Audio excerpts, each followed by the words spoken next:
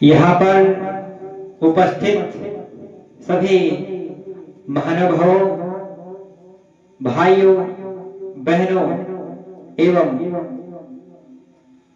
युवा साथियों, आज मैं जिस विषय पर बोलने जा रहा हूं, यह केवल एक शब्द नहीं है, वह एक भावना है, यह एक सपना है और वह है अखंड भारत। साथियों, अखंड भारत का अर्थ केवल भूगोल नहीं है, यह हमारी संस्कृति, इतिहास, परंपराओं और आत्मा की एकता है। साथियों, अखंड भारत का मतलब है वह भारत जहां विविधता में एकता हो, जहां भाषा अलग हो सकती है पर भावना एक हो, और वह है भारत माता की जय।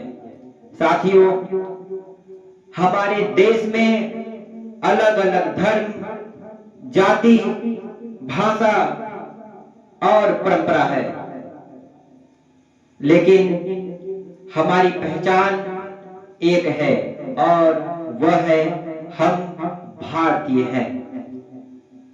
साथियों, इतिहास गवाह है कि भारत कभी ज्ञान, संस्कृति और शक्ति का केंद्र था।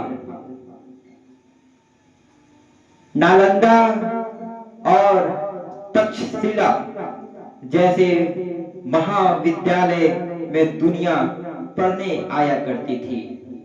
साथियों, भारत ने दुनिया को शून्य दिया, आयुर्वेद दिया, योग दिया और वसुधैव कुटुंबकम का संदेश दिया। साथियों, इतिहास में ऐसे दौर भी सामने आए भारत के, जब देश को विभाजन का दर्द सहना पड़ा। साथियों, लेकिन हमें उस दर्द से सीख लेना चाहिए। भविष्य को मजबूत बनाना है। अखंड भारत का मतलब किसी से नफरत नहीं, बल्कि अपने भीतर एकता और शक्ति को जगाना है। साथियों, आज अखंड भारत का मतलब है हर भारतीय के दिल में देशभक्ति, आपसी सम्मान, संस्कृति, धर्म और राष्ट्र को सर्वप्रिय मानना।